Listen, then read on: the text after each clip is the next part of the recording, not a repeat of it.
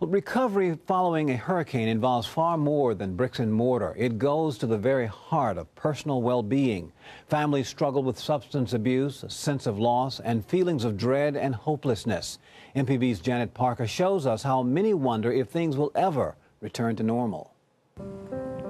I thought, oh man, this storm's bad, but when I climbed out of that tree and set my feet back on ground, I thought for sure the storm's over. I had no idea of all this other stuff was going to follow. There's so much hurt still here in the state of Mississippi, South Mississippi. Hopelessness, confusion. It's very easy when everything around you is shaken up and not there. It's hard to make decisions, just basic decisions. It was weeks and even months. Even this day, 9 months later, some people are still trying to say, what am I going to do next? Now, out of survival mode, people of the coast have time to reflect on what's happened, and the emotions are running stronger than ever. Sleepless nights, appetite changes, uncontrollable emotions, those types of things.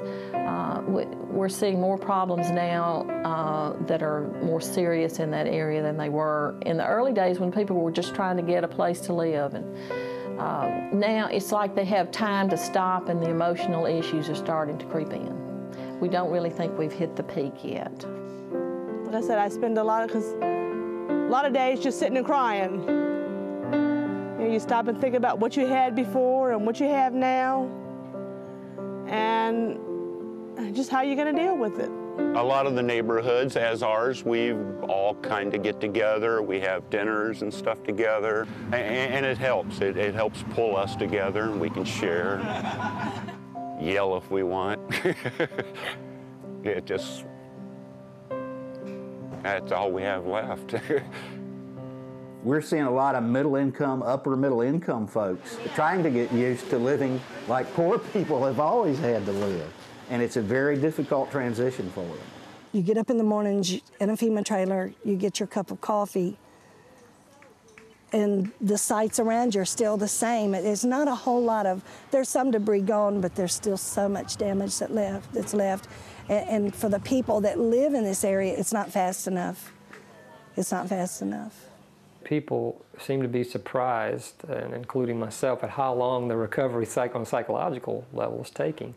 I really think, along with the physical devastation of the coast, there was a parallel change in what you could call a psychological landscape.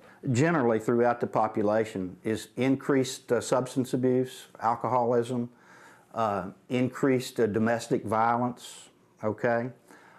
Increased incidence of child abuse.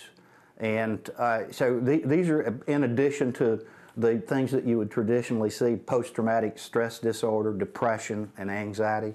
And we're right back into the storm season again. We know that after a trauma like this, many people just need to tell their story. They won't be long-term mental health patients, but they do need to talk to someone about what happened to them. The water just was flowing steadily, kept maybe 8 or 9 feet of water. Then after that, I could see the water beginning to swirl and recede. Giving people an opportunity to get what happened to them off their chest, to unload, if I could use that term, because they've got to, like this gentleman, who spent an hour and a half in a tree with floodwater all around him. He's lucky to be alive, and that's trauma. And they needed the chance to unload that, and that's what we do with Project Recovery. Our crisis counselors are in the field. We have over 400 crisis counseling. They're going door to door to see if people need to talk, if they need more than just talking. Some of them will need treatment through the regular mental health service system. And then they give them resources that they might need in the community. But it's one-on-one that people need.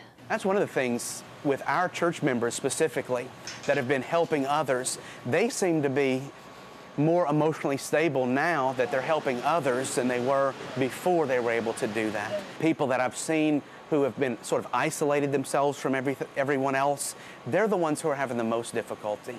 It's normal to react to abnormal circumstances like we've had with this storm. It's normal to feel some depression and anxiety. It's not necessarily a sign of weakness or a mental illness, but there's also nothing wrong with getting some help, having somebody to talk to about what you're going through.